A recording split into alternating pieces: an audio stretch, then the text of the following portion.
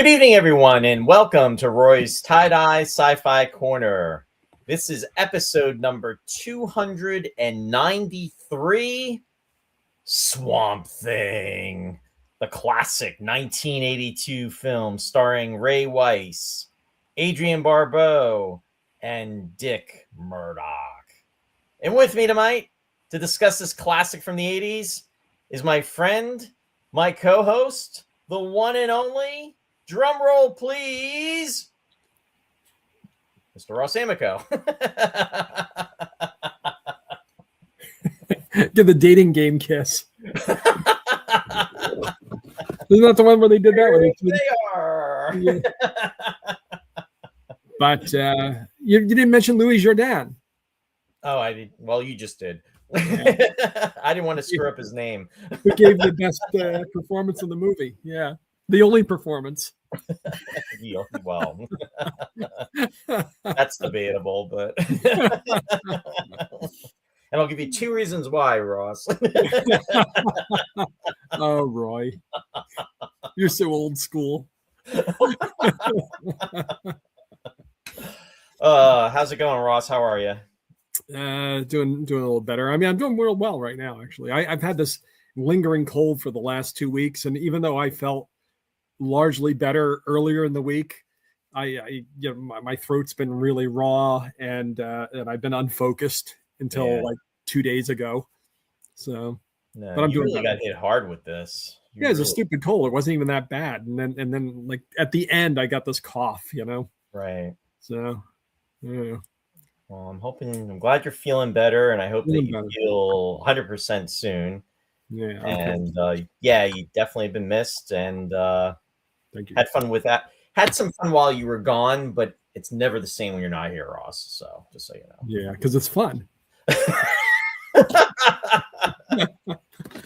Although Shari and I did do the Outer Limits last Sunday. Yeah, I saw. I didn't see it, but I saw that. I checked in later and I saw that she was on with you. Okay, so that was nice. So that was good, and it was The Inheritors, which was a great episode, great 2-part episode. So yeah, I just couldn't do it last week. I'm sorry. No, it's okay. Yeah. But anyway, glad to have you back. And I want to say hi to the people that are joining us out there. And I am very happy to say, folks, we have been having issues with YouTube. And it's not YouTube per se. I don't know if it was something that was happening behind the scenes with StreamYard. I love StreamYard. StreamYard is the bomb. But something happened where, I don't know, maybe the computer went through an ion storm and you know what I mean? And the circuitry just got messed up and pretty much needed Scotty to try to, jump everything and do the cross circuiting. Anyhow, I believe it's back now. So I'm, in fact, with that said, the first one out there is Randy Lee joining us from Wisconsin. Hey, Randy. And he is joining us on YouTube. So I'm glad to see that he's able to do that. Maybe they yank every episode where you say bomb. Maybe. It's the bomb. And the Hague is back. Hello. Hello, Hague. Thanks for joining us. And Bill is out there. Welcome, Bill. Great to see you out there. Thanks for being out there. And the Hague saying, what's up with this almost on time stuff? Yeah, I know. Long live Bernie Wrightston. I honestly don't know who that is. Yeah, I'll have to see what's going on here. Okay. You don't know who it is. Remember. Okay. No, I don't. Maybe somebody died or something, or maybe it's a joke about the movie, but it's gone over my head. Yeah, it went over mine too. But Ross will bring us back down to earth. Brennan joining us from Massachusetts. Welcome. He says hello. It's been a long time. Of course, he co-created Swamp Thing. Oh. I was only just reading about him for 2 hours. Yeah. We're both in the swamp, Ross. We're both. Yeah. Well, I'll tell you why when we get going here. But go ahead. I'm sure. Brennan is joining us from Massachusetts. He said, "Hello. It's been a long time since I've seen this. The only thing I really remember is Adrienne Barbeau." And Lou is joining us from Rhode Island. Welcome, Lou. Good to see you out there too. And John is saying, like Eddie Murphy, raw. And Lou saying welcome back. No, thank you, Lou. Thank you. Gavin, welcome. Thanks for joining us. And he's saying hi to Randy. And yes, Lou is confirming YouTube is back. Excellent. And Shari's out there. Hi, hon. She's saying, hey, guys. Welcome back, Ross. I'm on YouTube. Cool beans. Thank you. And Gavin is saying hi to Shari. And yes, John, thank you. Right. Yeah, we're a little slow. I was concentrating so much on Wes Craven that so no, I was cramming for that part of it, and I can tell you the reason that I was unfamiliar is because I was never a horror comic fan. I was more of a superhero fan, and I was a Marvel guy, and Swamp Thing was DC. The only time I read Swamp Thing was when I went to get a haircut. I don't know if you remember Leo's Barber Shop on 4th Street in Easton. Are you familiar with it? Yeah, it was this Italian barber, because what other kind is there, back then anyway. And I used to go there like every 3 weeks and get my hair cut. And Leo had his son's comic books piled up, So that was the only exposure I ever had to horror comic. Every comic that Leo's sons read made me sick. It was always like EC horror comics and Swamp Thing and war comics.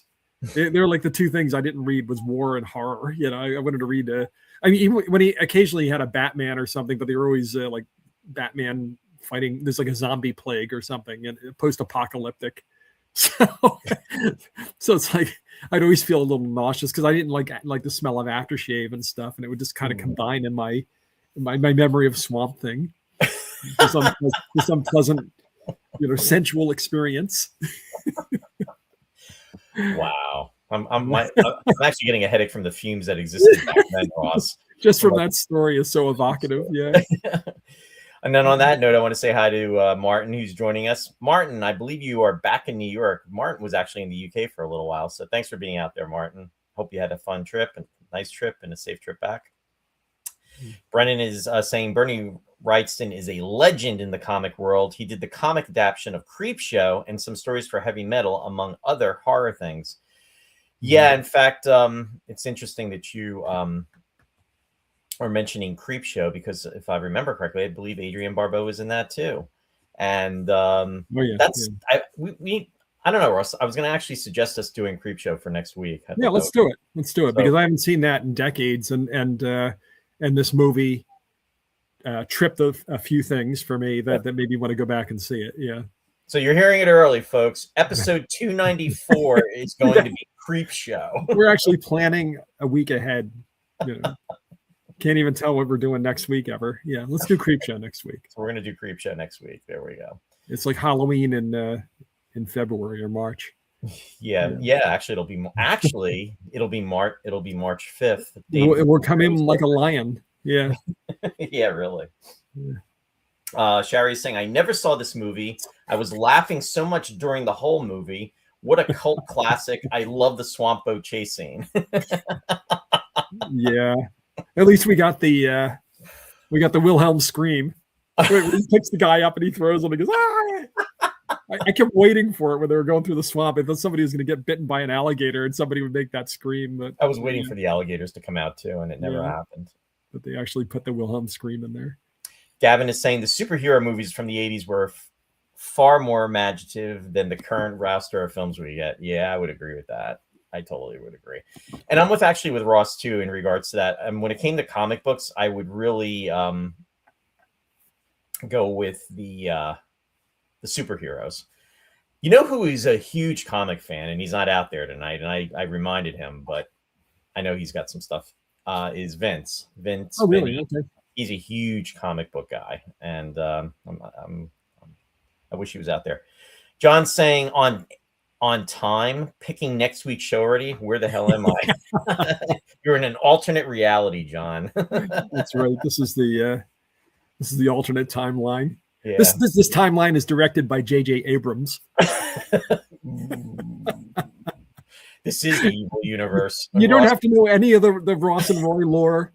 You're just making it up as we go. Oh man. Oh, Ross just hit the carotid artery with that. In this alternate timeline, I never had a beard. Oh man. Oh. You never went through the drive-through. Yeah. Never went through the drive-through. Yeah, we're gonna be doing that again shortly. I'm sensing a disturbance in the force. Gavin is saying Creepshow is great. Love the Leslie Nielsen Ted Danson bit. Oh my god, exactly. That was just so funny. So yeah, looking forward to talking about that. I am so looking forward to Creepshow next week, Rob. Well, I actually am too. Yeah, I mean, this must be the alternate universe. And I actually just got that on that's on digital recording, Ross. I'm going to make sure I make a million. Oh, don't worry, you'll lose it soon enough.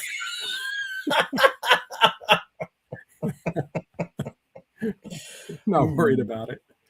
Martin said, yes, we're back in the U.S. Yeah, welcome back again. And then Randy's laughing at about the J.J. Abrams comment. So I saw that immediately come up. And he said, I also say that the weekend officially starts when I hear my name on the show. First. Yeah. Randy made the cut. And then Brennan said, it's Father's Day and I want my cake. Yeah.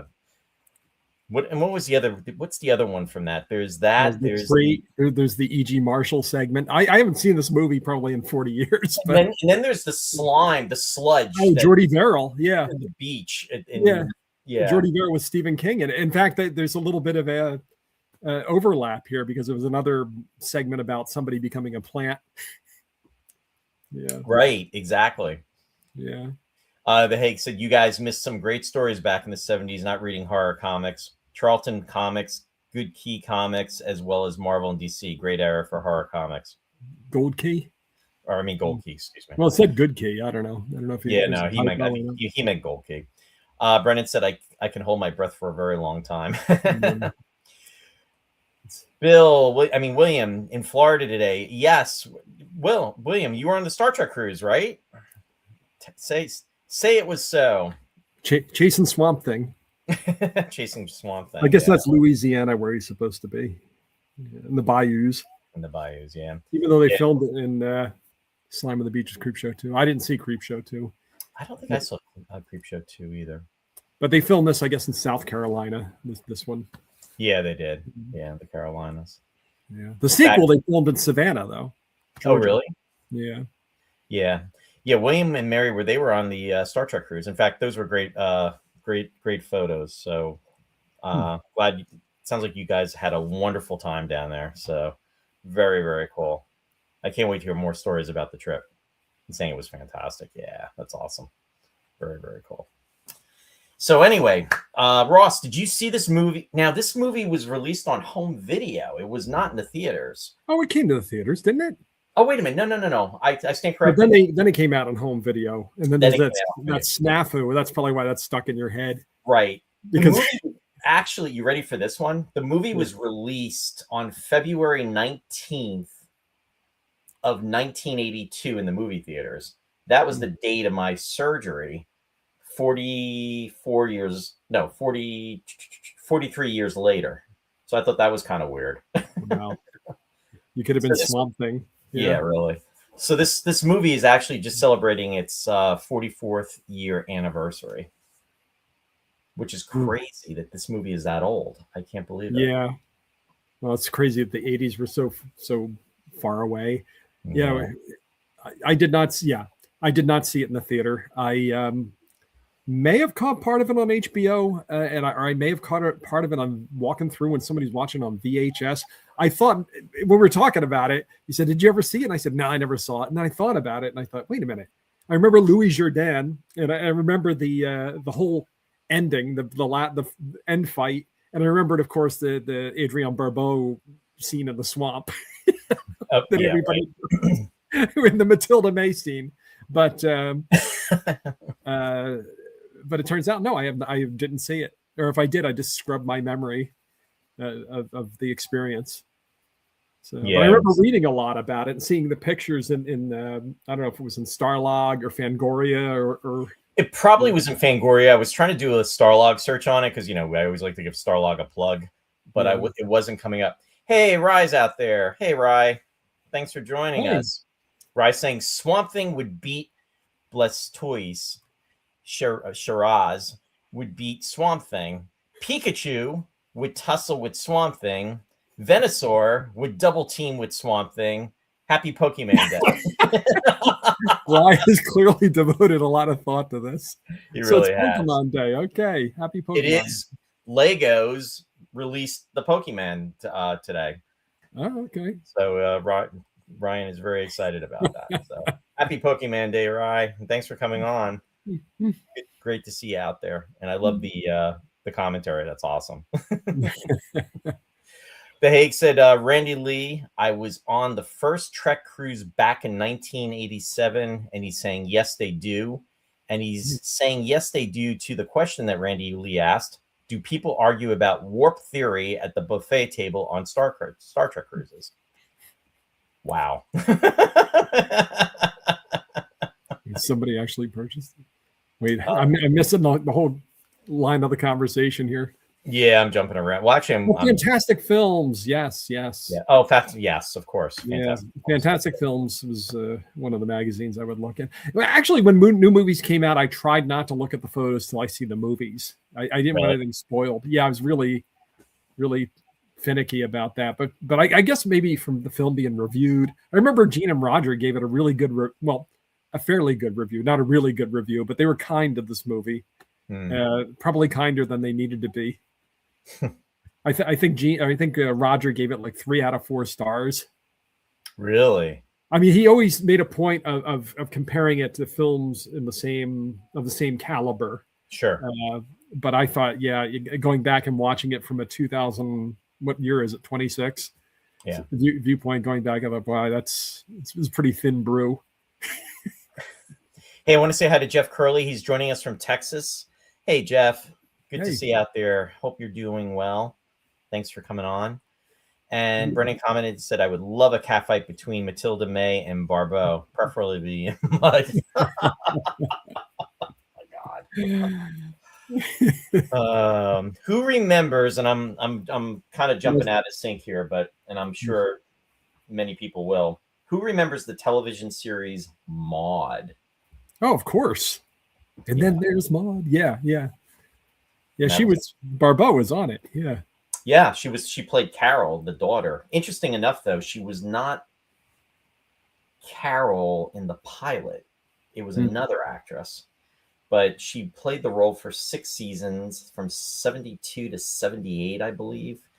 And just reading a lot of the commentary, interviews that she did, she really very much enjoyed working with B. Arthur. She enjoyed it, her time on the set. She said it was a wonderful 6 years. She really, really said she even commented that she didn't realize that all sets and all other actors did not always perform to that capacity. She said she was very, very professional, always knew her lines. Just, it was just a lot of camaraderie on that set, from what I heard. I didn't realize about her musical past, that she had done so much with her voice and opera. Yeah, well, she was in that San Jose Light Opera Company and went on the USO tour and entertained the Army troops in Southeast Asia, but she was also on Broadway. She was in an early, one of her early appearances was in Fiddler on the Roof. Not the first production, I don't think, because it was only the 70s, but she was opposite Bette Midler. They played 2 of the daughters. Yeah, they were sisters. And she also was nominated for Tony for playing Rizzo in Grease. Yeah. So, I mean, I have never heard her sing. Does anybody know of any? I'll have to Google it, look on YouTube. Anybody ever heard Adrienne Barbeau sing? Yeah. Because I was unaware of her musical theater past. Before Maude, Yeah. Yeah, I was unaware too. It was. I was very surprised by that. Yeah. William said, "I remember Maude." Gavin said Barbeau was good in Escape from New York. Where Ross and I were just talking about that. Yeah. Jeff said, ick, Maude, lots of laughs. Shari said, didn't need a shower for this movie. We had the swamp, lots of laughs. Everyone was getting a swamp shower, lots of laughs. Yes, I remember Maude. Yeah. Martin said, Fangora did a few Swamp Thing articles. Yeah. Yeah, and you're absolutely right, Jeff. It was Yeah. a spinoff of All in the Family, and you think about how many shows spun off of All in the Family. I mean, you Yeah, had yeah. Maude, The The Jeffersons. Jeffersons, yeah. What was the other one? Oh There's man, another one. there were a number of them. Oh, and actually, even with Archie Bunker's Place, that was Right. That was a continuation of it. yeah, But I think we're missing one or two more. yeah. I think we are too. It's kind of like Happy Days. Yeah. Yeah, So many spin-off shows. Yeah. yeah. Trivia: what show was a spinoff of Maude? That's a good question, John. I forget. God will get you for that, Walter. Yes. Oh my God. Yeah. Who is it? Bill Macy was Walter. Yeah, that's who that was. Randy. Yeah. In fact, she was commenting about how he was really great to work with. So, God, I think back that it's crazy. I mean, again, I go on about that a lot on the show, but 54 years from when that show premiered. My God, we were like what, Ross? 5, 6. Oh, Good Times was the spinoff. Absolutely, John. Wait, Good Times was a spinoff of Archie Bunker? Or it was a spinoff of Maude, because I think she was the house. I think didn't she work for Maude? Was she the housekeeper? I don't remember. I might be reaching. But yeah, it was. Who asked her role? Wheezy? Oh no, I'm thinking of the Jeffersons. Yeah, Wheezy was in the Jeffersons. That was Isabel Sanford. Yeah. Oh, you're right. I get the two shows mixed up sometimes. I mean, I know they're totally different because you got JJ and you got Sherman Helmsley in the other one. What was her name on the show? Florida? Was it Florida? Florida, right. And that, I think that came in. I'm not checking. I think that was 74 when that spun off. Yeah, Florida Evans. Yeah. Wow, so all that stuff is yes, she was the housekeeper. Yeah, I thought so. Okay. Dennis Chevalier is joining us. Hey, Dennis, welcome. He's joining us from Canada. Good to see you out there. Yep, Florida. Okay, yeah, that's what I thought. Man, it's the extended universe before there was such a thing. Yeah, all this stuff is so buried in our minds, Ross. Could you imagine if they revived them and made these digitized, like these, totally. What do I always hate in here? The CGI Jefferson's universe, Archie Bunker universe, and you can bring them all back in there and get Robert Downey to play Dr. Doom. Some things are just left unsaid. Only the Good Times crew can take him down. The Hague. If only I could use his knowledge for good. Exactly. Yeah, it's pretty interwoven, I guess you could say. Anyway, getting back to Swamp Thing. So when did you first see this? I know we were jumping around. I think this week it was the first time I saw it all the way through. How about you?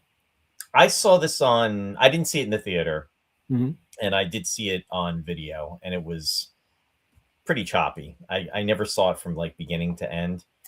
That's what I thought. I thought I saw the whole thing like piecemeal, but apparently if I did, I forgot, except for the two scenes, except for Adrienne in the swamp. Yeah, talk about a shower. I mean, who bathes in the swamp?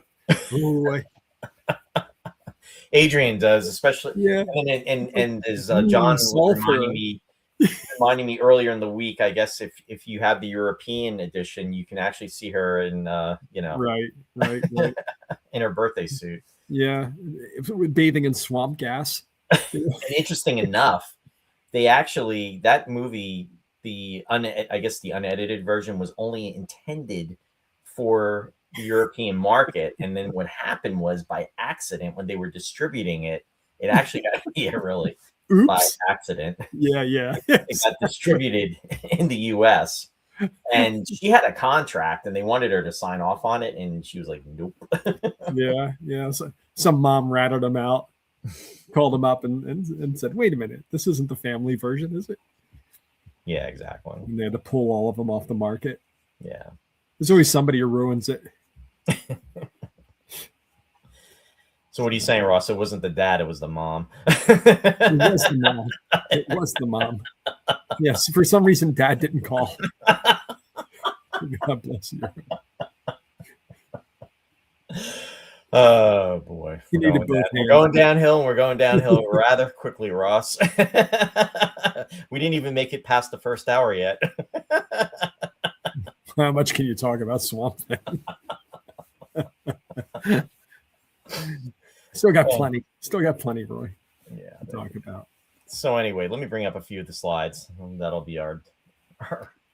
So yeah, there's one of the movie posters, and there's actor Ray Weiss.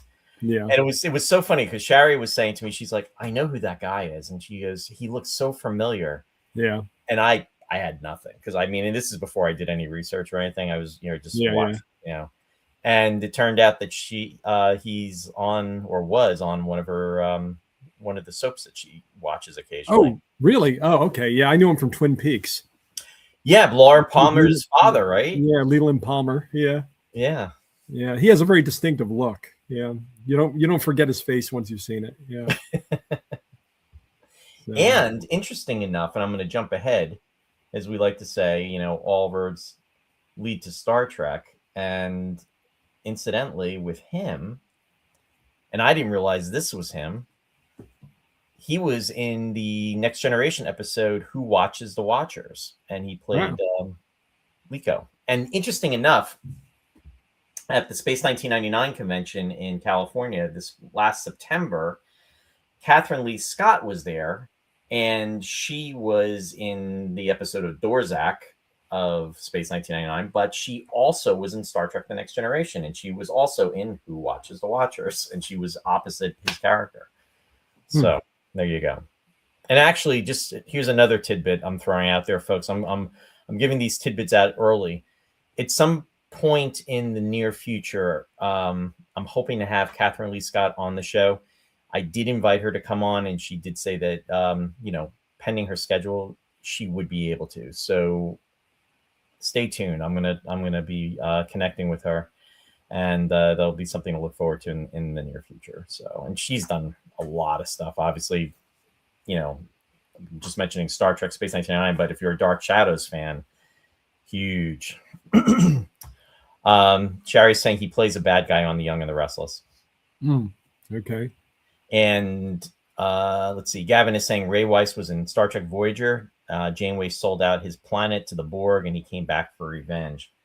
Yes, and there he is as Arteris in Star Trek Voyager, Hope and Fear episode. And John, you are absolutely right. Dick Durock was in a Star Trek episode, and he was in the episode of Elan of Troyes. And that's the episode with Franz Nguyen.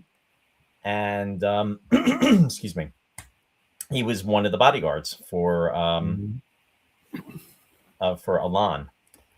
In fact, another tidbit of information, I have not actually posted it, and I have an interview that I will be sharing with that took place that I had with Franz Nguyen, and this was actually 3 years ago, and it was at a Star Trek convention. So stay tuned for that. I will be posting that probably in the next month to come. So it's something that I just have not posted.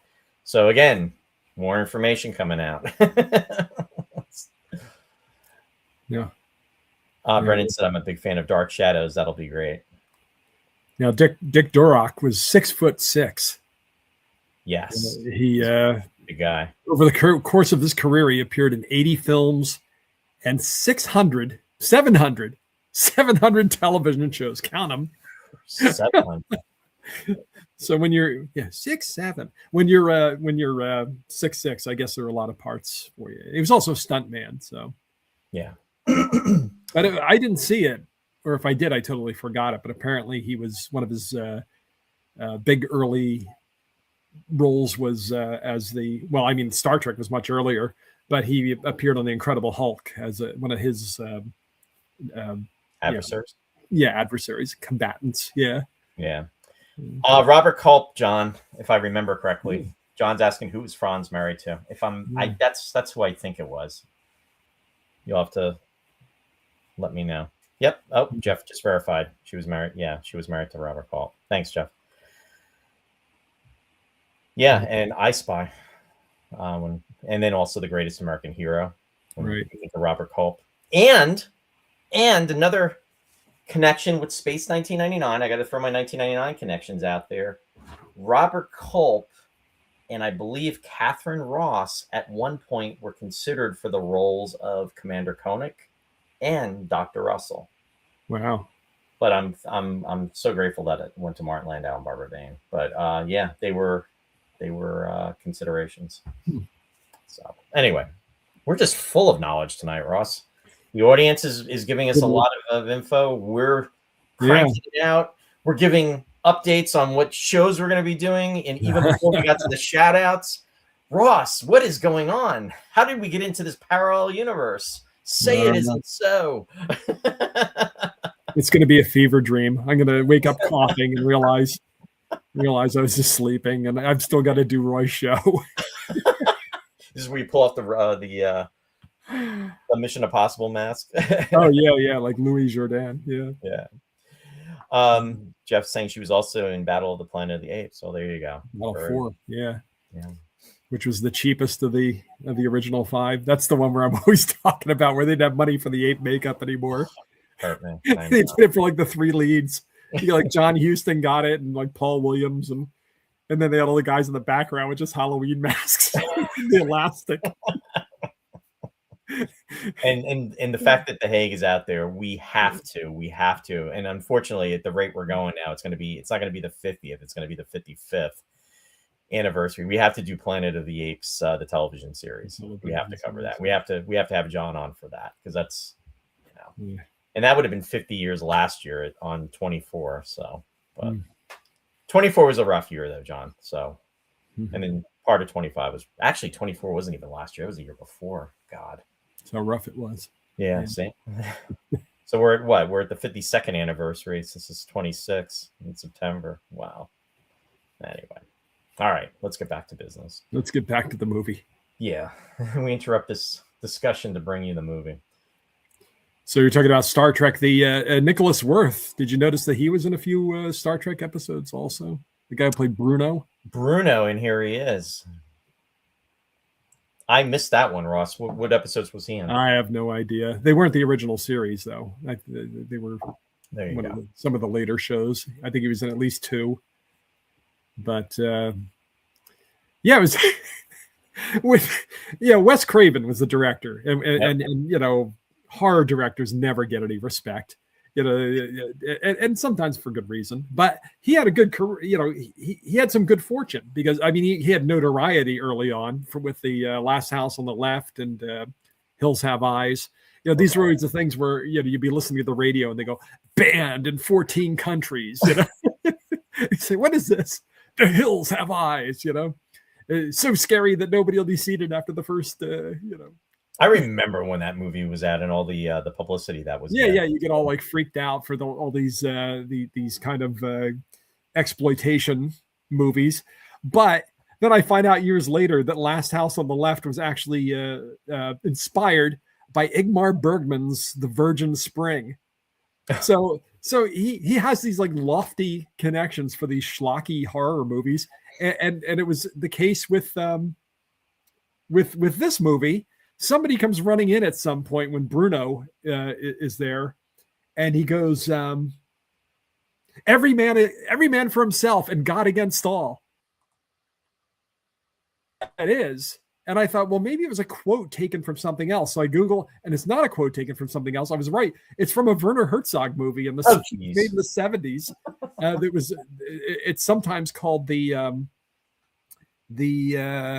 is it the Mystery of Caspar Hauser? The Enigma of Caspar Hauser, which was originally called Every Man Against Himself and God Against All.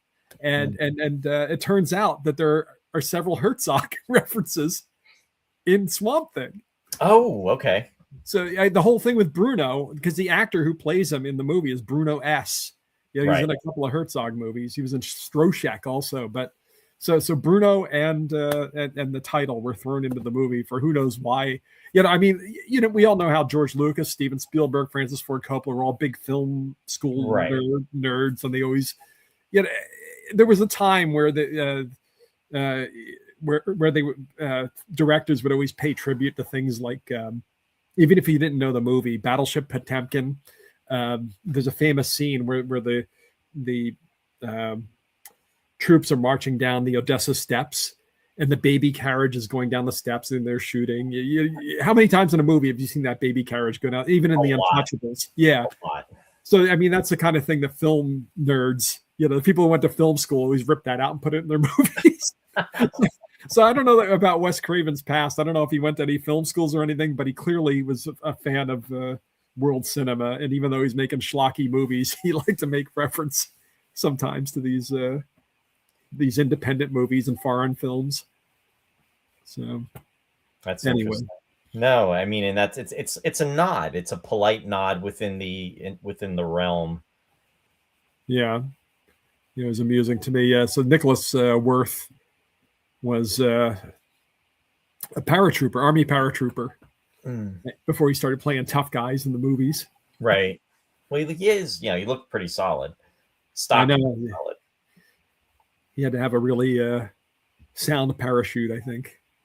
Yeah, right. He's pretty beefy. Yeah. Speaking of Wes Craven, did you? He was actually from Wilmington, Pennsylvania. Oh yeah. Well, there you go.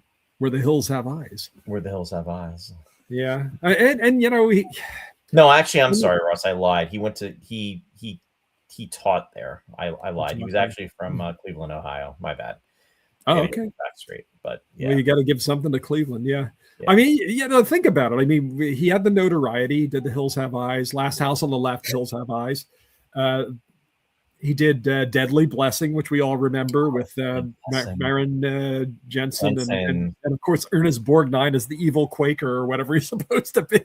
Do you know, I didn't see this movie in the movie theater. Do you know I actually saw Deadly? I saw that with Joe. We saw that, and it was. I think it was around this time. It was wasn't it 81 that came out? Yeah. I think it was. Yeah, and it was kind of like almost an unofficial sequel, I think, to The Devil's Reign, because Ernest Borgnine plays the same kind of character. Right. Yes. Oh my God. I just rewatched The Devil's Reign a few months ago on my friend Paul. He's a 4K maniac, so he has it on 4K, and we watched it on 4K. It actually looked like a really good movie on 4K. It has all these details. The cinematography is gorgeous, and you just never caught any of that when you're watching it on trashy television in the late 70s, early 80s. Well, doesn't that take place out west? Was it Arizona? Somewhere in the Southwest. Yeah. Somewhere out there, yeah. Yeah, so it's actually William Shatner, Tom Skerritt, Eddie Albert, Ida Lupino, and yeah, everybody's in the. Oh, and John Travolta is one of his first movies. Travolta. Yes. Yeah, it's a crazy. Because that movie was 75, and that was right before he did Carrie, because Carrie was 76. Before who did? Travolta. John Travolta was. Oh, Travolta. Yes. Yeah, I was trying to think who Brian would have done the Sweat Hogs. It would have been Welcome Back Kotter. Yeah, but it was probably like overlapping. Although Welcome Back Kotter I think that came out in 75 also, didn't it? I don't remember. It was back in the day, but I always remembered it as him having the one scene, and I didn't even think he had any dialogue, but he actually had maybe 2 or 3 scenes. Yeah. That movie was at that. Yeah, that. But it's on the one hand, if you see it in 4K, it's not as bad as you remember it being, but on the other hand, it is as bad as you remember it being. So it has all the goop in the 4K. Is it nice and clear? Now you get to really. It's nice and clear, but what's amazing is the vistas, the southwestern vistas, the sky, and the way the church, everything is really the clarity, really well done. Yeah, really wow. I guess there's something to be said for film preservation, because the prints we saw on TV were not that great. No, they weren't. And I'm sure they weren't that great when it was shown in the drive-in or whatever. Yeah. Graham J is joining us. Graham, welcome. Saying a belated hello, folks. Thanks for being out there. Gavin said the Untouchables and Naked Gun 33 and a third both ripped off the Battleship Potemkin scene. Yeah. It gets ripped off. Woody Allen ripped it off in one of his comedies. They're not ripped. They're homage. Homage. Yeah. Brennan said Last House was a flop, and Craven had to direct a couple porn movies just to make some money. Yeah, well, the guy who did the sequel to Swamp Thing was doing that too. Now we're not even through with this movie yet, but the sequel to the Swamp Thing came out in '89. Yeah, and I didn't even realize. Now Heather Locklear was in that film, right? Right. She was the vixen. Yeah. Okay. Yeah. I never saw the sequel. Yeah, no, I didn't either. But somehow they brought Louis Jourdan back. And I don't even know how they got Louis Jourdan to do the first one. Yeah. And then they got him to do the second one. I can tell you how they did it, Ross.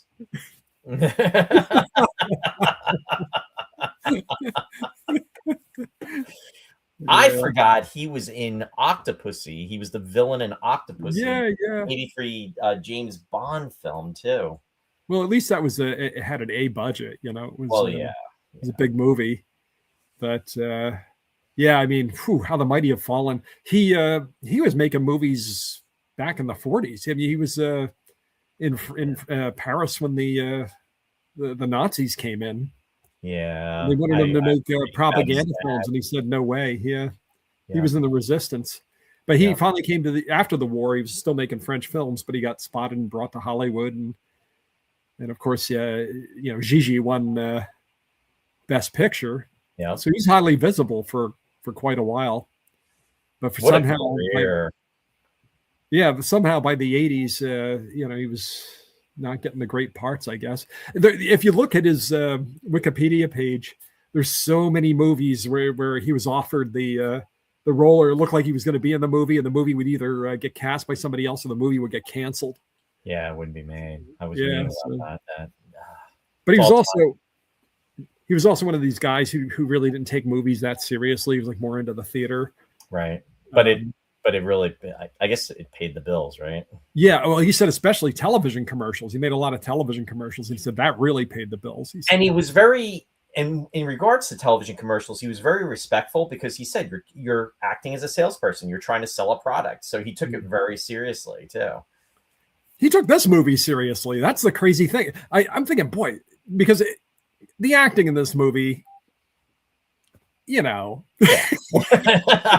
Now, just to say, Ross and I usually don't talk it out when we're watching the movie. So my phone, my instant messenger pops up, and it's Ross, and he's like, not to talk it out, but Swamp Thing, jeez. Or Swamp Thing, ouch! I think I said ouch. Yeah, he said ouch. Not to talk it out. Dying. Yeah, it was just a little painful there. And then Louis Jourdan comes on. It's like, and you realize that there's somebody that can actually deliver these lines. I mean, everything he does is so professional. Yeah. And how did he do it? Nobody else in the cast can act with I don't know if it's the script, the director, or just the actors. I thought Adrienne Barbeau did a really good job. I mean, she's no, and I'm being serious too. I mean, I thought she played it straight. I mean, they played it straight, and it's an exploitation movie. Well, but I couldn't help thinking, and I feel sorry. I'm sorry for all you Wes Craven fans and stuff. But I was thinking how much better it would have been had John Carpenter directed it. Yeah, because we associate Adrienne Barbeau with the Carpenter movies a lot. Sure, they were married for a while. Yeah, but Escape from New York, The Fog, but Sherry, the acting. Why do you think I was laughing? Yeah. But everything about Louis Jourdan. I mean, every if you go back and watch it, which I don't want to wish on anyone, every single movement is calculated. I mean, he really thought about this. He did. No, absolutely. I totally agree with you on that. And then I found out later that he actually fought for certain, to reword certain lines. He went over the script, and so he took it very, very seriously, and he came off best in the movie. But yeah, for the life of me, I can't figure out, other than like you said, the paycheck, because especially the ending was just so WTF. I don't know. Maybe it was tied to the comics, and I just didn't get it. Well, he went against even with the in the comic, I guess Alec was married, and it wasn't his sister. That was he changed that for the movie. Yeah, for the obvious reasons. and you know how comics are. They go back and they kind of retcon stuff and have different origin stories, and there's several Swamp Things. Right. So at this point, I think they'd already been through at least two Swamp Things by the time they made the movie, and I think that they kind of played a little bit fast and loose with some of it. But like I say, I'm not the world authority on Swamp Thing. I knew what he looked like, definitely. The Bernie Wrightson's artwork was already iconic. I mean, you knew what Swamp Thing looked like. Do you remember Man Thing? Remember when Marvel came out? Because DC would come out with something and Marvel would rip it off. Now we have Man Thing, and it looks like yeah, and he's come from the swamp, and it's the same guy who created. Yeah, well, it turned out that Len. What's his name? Len Wein, the writer who came up with the Swamp Thing, was like roommates with the guy who came up with Man Thing. So they both just kind of talked about the character, and they both published their own thing. And miraculously, there was no, there were no lawsuits between the. That would be like having George Lucas and Glenn A. Larson being roommates. Yeah, there you go. Only John Dykstra gets screwed. Yeah, right. And we were mentioning, and somebody mentioned, they said the kid, John said the kid was good. Yeah, and that was Reggie Batts. He played Jude. Hey, Jude. Yeah, he's a local. He was a local kid. Yeah, he's so. That's the thing, though. It was so naturalistic, because he wouldn't even enunciate or project his lines, but that kind of made it charming in some way. Yeah. Yeah. Randy said I wasn't paying attention to Adrienne Barbeau's acting. Yeah. And William said, "Thank heavens for little swamps." Yeah, which what he's making reference there to with the Gigi with the little girls. Thank heaven for little girls. Chevalier's song. Yeah. Gotcha. Yeah. And Jourdan was in it. So. Oh, okay. There's the connection. Yeah. Yep. So there's the connection. Yeah, that was one of his big movies. What else did I want to say about that? What's that? About Louis Jourdan. Louis Jourdan. He made a very good Dracula that was shown on PBS in the 70s. I saw it. And that he was Dracula. Yeah, it was pretty faithful to the book. Dracula might not have been as monstrous as he is in the book, but he seldom is anymore. He's always like a romantic figure, but it was a pretty good production. The weakest part was were the special effects, I think, because they kind of did some very almost video quality special effects for storms and transformations and that sort of thing. But Frank Finlay played Von Helsing, and the guy who played Renfield was pretty good. And Judy Bowker, is that her name? The one was in Clash of the Titans. I think she plays one of the. I don't think she plays Lucy. Maybe she plays Lucy's sister or something. Or I don't think Mina had a sister, but she turns up in it too. But it's worth checking out. I don't know if it's available for streaming, but I think I watched it on YouTube. Was it in the 70s or the 80s, Ross? I thought it was the 70s. Maybe it is the early 80s, but I thought it was 70s. I think you're right. Because I did come across it and I was like, wow, he was Dracula. Yeah, it's not bad. Sherry said, I love how there was a payphone in a gas station in the middle of the swamp. I know. Yeah. She was cracking. Back in the day. And she reaches in her back pocket to get the change. After being running through the swamp. We had to go to a payphone and you had to put change into it in order to make a call. Yeah, running through the swamp, and then how about the gun? She gets that was a funny exchange where it's like, do you have a gun? She goes, he goes, what kind of place do you think this is? Of course we have a gun. I know, that was funny. And the gun immediately explodes in her hand. Yeah. Brennan said, did you know that Bela Lugosi never said, I want to suck your blood in the original movie? Yes. Yeah, there you go. That's another one of those play it again, Sam moments where it's never actually in the movie. I never drink wine. Yeah. You know who else was in this movie, and he pretty much was short-lived, was Don Knight or Donald Knight. Do you remember him? Oh, he was the Brit. Yeah. He played Harry Ritter. He played Ritter. Yeah, I didn't know a lot about him. I was used to seeing him. He did a lot of episodic television back in the day, like in the 60s and the 70s. Did a lot of the shows like well, he was in Time Tunnel. I remember him in a lot. He did a few Hawaii Five-O episodes. He did Mission Impossible, So you Columbo. recognized him when he came on? Yeah. Yeah, And I had forgotten too that I had a feeling he was bad, but I forgot about the whole Mission Impossible mask. that I was cracking with that. Yeah, what an entrance for Louis Jourdan. Yeah. Pull off the Mission Impossible mask. He was 61 when he made that movie. Yeah. He was in pretty good shape. I mean, he had a flat stomach, I must say. When they showed him in profile, he was in good shape.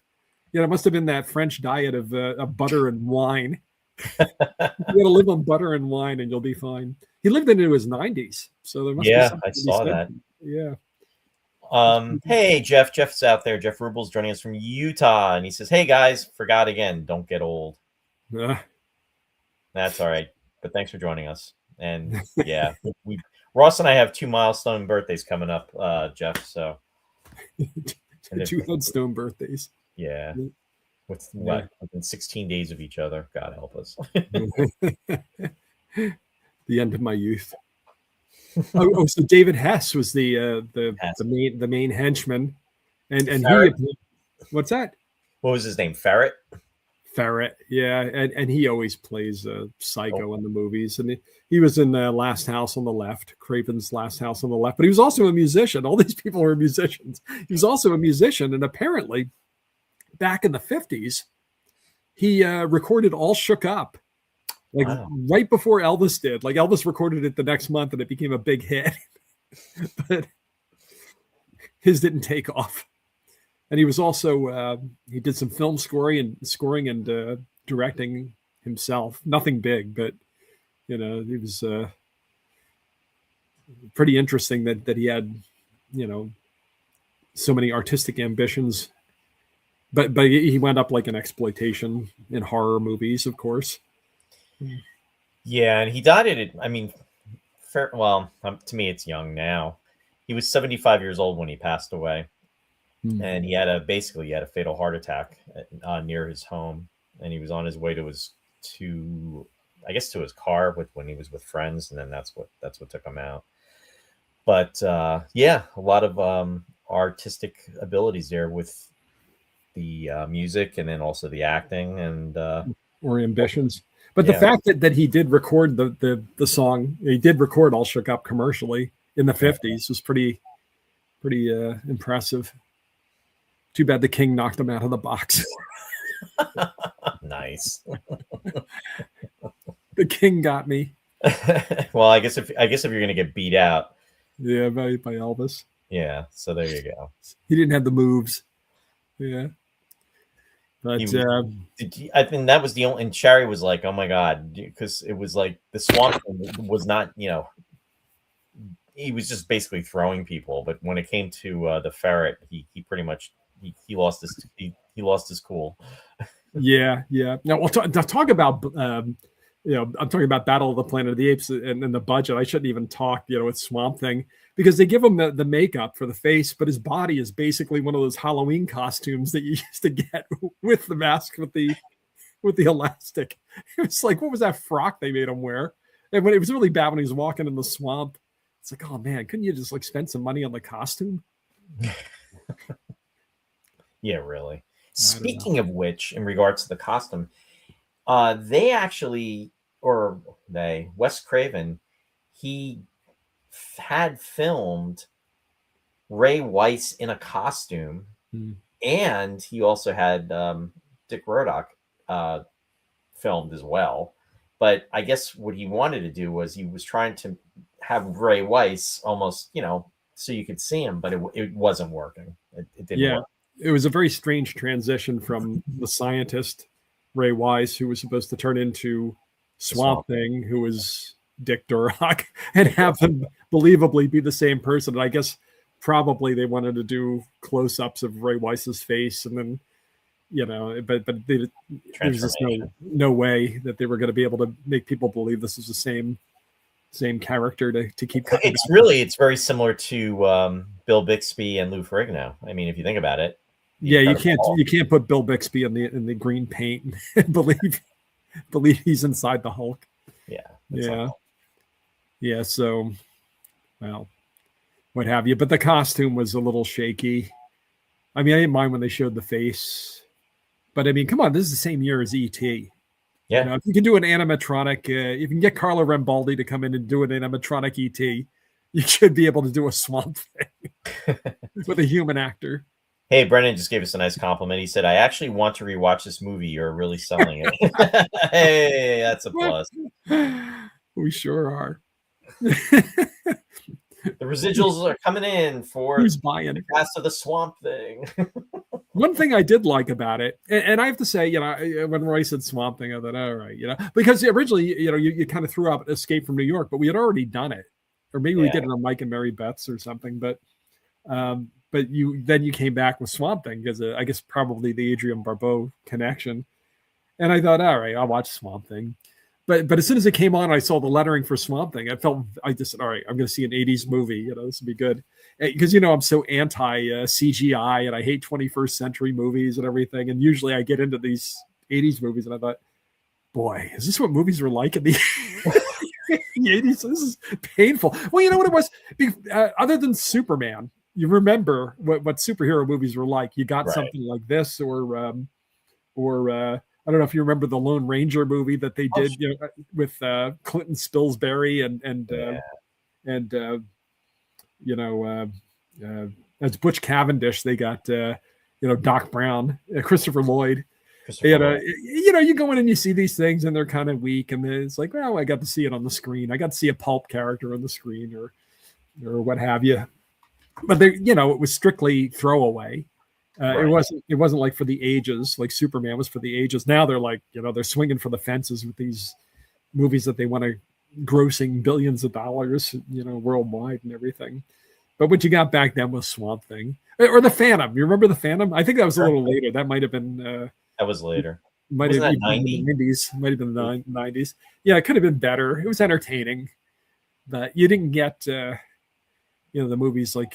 I mean, I think they're pretty forgettable now myself, but I might be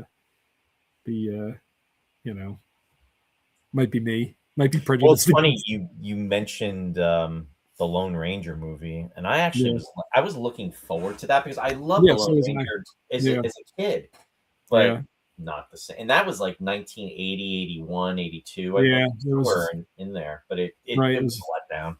It was right around this time, but you got a lot of like throwaway hero movies like that because nobody knew, what.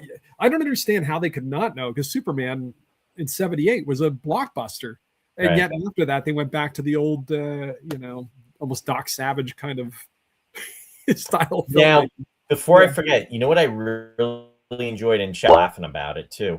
I love the screen wipes in this movie. I was going to say that. This was this preamble to the fact that one of the things I did like was the fact that Craven tried to make it comic book like. Yeah. And like Star Wars with George Lucas, he had the clever screen wipes and that sort of thing. But I don't know if of course you did notice some of the frames would open up into almost like an explosion as it changed to the next frame. And it was very creative and very cool. I really enjoyed it. Hey, I just want to say hi to Paul. Paul Miller's out there. Hey, Paul, thanks for joining us. And Paul said Phantom was better than it got credit for. Hey, no smoking in the Skull Cave. Yeah, that was my favorite line for that movie. No smoking in the Skull Cave. Yeah. The Hague said it was 1981 in regards to the Tarzan movie. And Greystoke. Not the Tarzan, the Lone Ranger movie. I liked Greystoke, but it was a little pokey, but I think it must have been really edited down, because I went back and watched that thing. Well, I own it now, but it just, I think the beginning was pretty much how they conceived it when he was in the jungle. But once he got back to England, the editing was just too truncated. But yeah, it was not your grandfather's Tarzan. Right. Yeah. William said, "You're on time this week. Sci-Fi distilled is late. Like Seinfeld, George up, Elaine down. It all balances out." It's all about the balance, William. We're even, Steven. Yeah. You can't mix matter and antimatter. Oh, let's see. Oh, Gavin commented, the magic was seeing how they realized the characters with limited technology. Now it's all just CGI. Yeah, I mean, we should be thankful at least they used actors instead of motion capture or just totally CGI pinball, video game bouncing off buildings. Oh, the direction things are going with that. It's just kids today. Yeah. Interestingly, the producer, the Michael E. Uslan, not only produced this, but he had the rights for Swamp Thing and he had the rights for Batman. And nobody knew. Nobody had an inkling. Nobody knew at the time what Batman would become in the movies. And this Uslan was a lifelong Batman lover. Like he had the second issue that Batman was in, and he had the original Action Comics and Superman was in. He was like a comic nut, and he hated the 60s Batman with Adam West because it was so campy, and he wrote some Batman comics himself and this and that and the other thing. And then when it came time for Tim Burton to make the Batman movie in '89, he totally cashed in. I think he still holds the rights for the Batman. Really? After so he's almost like 40 years. Wow. Yeah. So this guy who made Swamp Thing that turned out to be, pretty weak, made a fortune on Batman. Wow. Well, so did Jack Nicholson.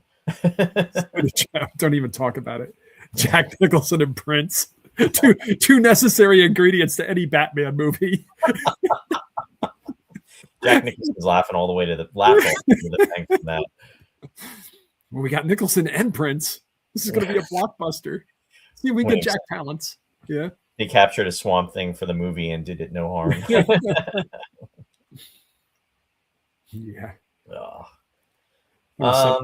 Just trying to think of the other Star Trek connection I didn't mention. Just thinking about it as I'm just reviewing. Forgot to mention Adrienne Barbeau. She was in Star Trek DS9. And she was in the episode Inter Arma Enim Silent Leges, which is a Latin phrase meaning in times of war, the law falls silent. Or amidst arms, the laws are mute. And she played a Romulan senator. So there you go. Yeah. Does anybody remember if Swamp Thing had suffering said? My mom loves Greystoke suffering. Hey, I liked Greystoke. I loved Ian Holm with the whole Razor Mirror thing and Ralph Richardson, and I loved the Elgar they kept playing on the soundtrack. And the stuff in the jungle was cool. At no point did I believe for half a second that the apes were real, but that was fun. Like Christopher Lambert role. But there was just some stuff. Like they go back to that village that's kind of on the way back to England, and I have a feeling that got chopped to ribbons. That didn't make a lot of sense. And then when they get back to England, there's not a lot that goes on. I remember he tries to rescue that ape that's on display somewhere in some horrid conditions, or he's in a lab or something in London or what have you.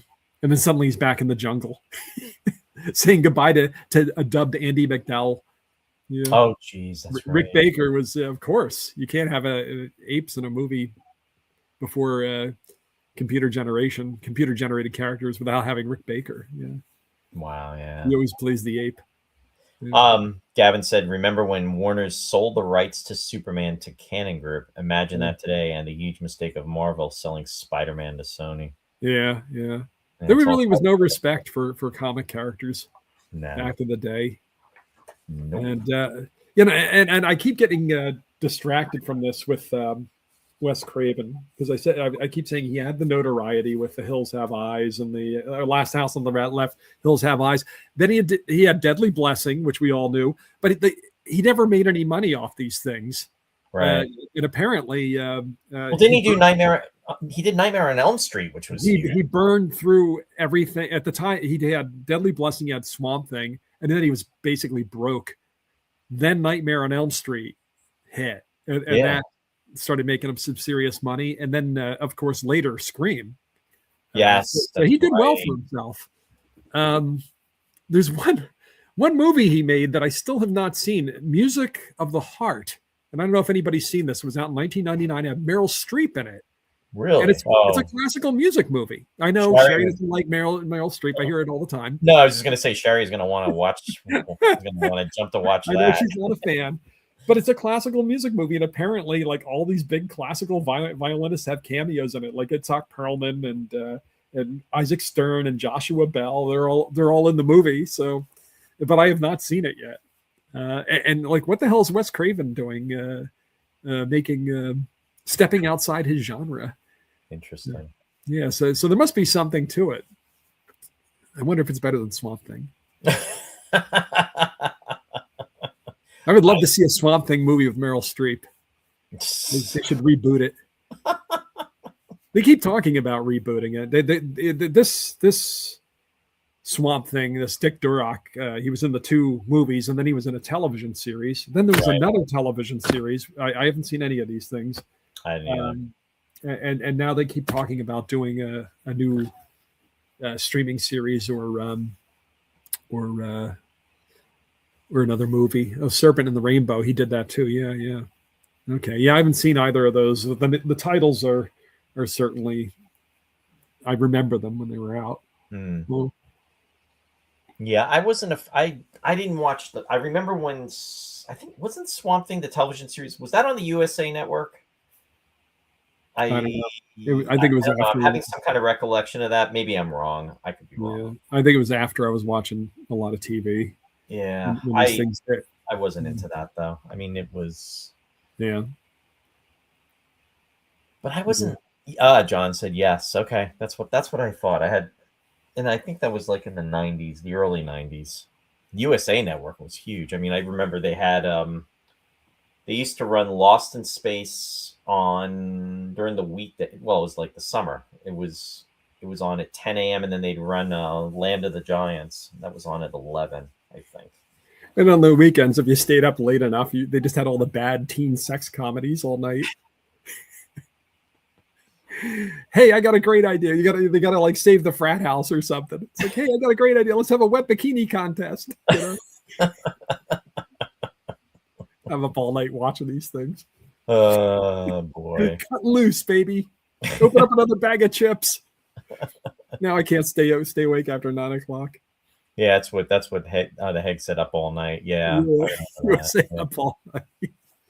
They were all riotous Animal House knockoffs. Yeah. Yeah, my goodness. That you never heard of. That I think Paul and I stayed up and watched a fair amount of those. That's funny. Does anybody remember if Swamp Thing actually has those ET healing powers? You know, where he heals. Oh, in the comic books, you mean? Yeah.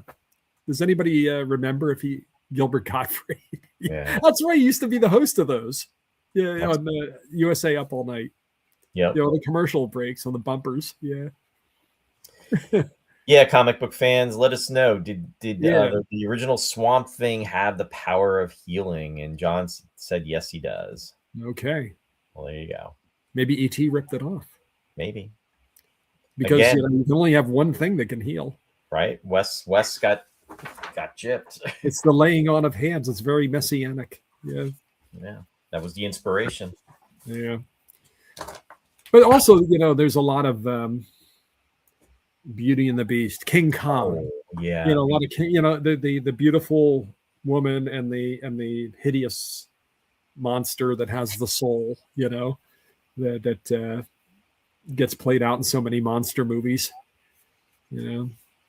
Phantom of the Opera, Phantom of the Opera. Yeah. That kind of thing where there's the attraction to it. But in the case of the Phantom, though, he's rotten to the core.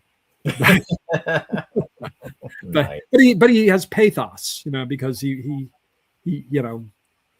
was a victim, but he's twisted, and something like Kong, it's a natural kind of tenderness in there inside the monster Mm. that we're drawn to, and with the beast. There's a nobility to the beast. And there's some of that in Swamp Thing too, I think.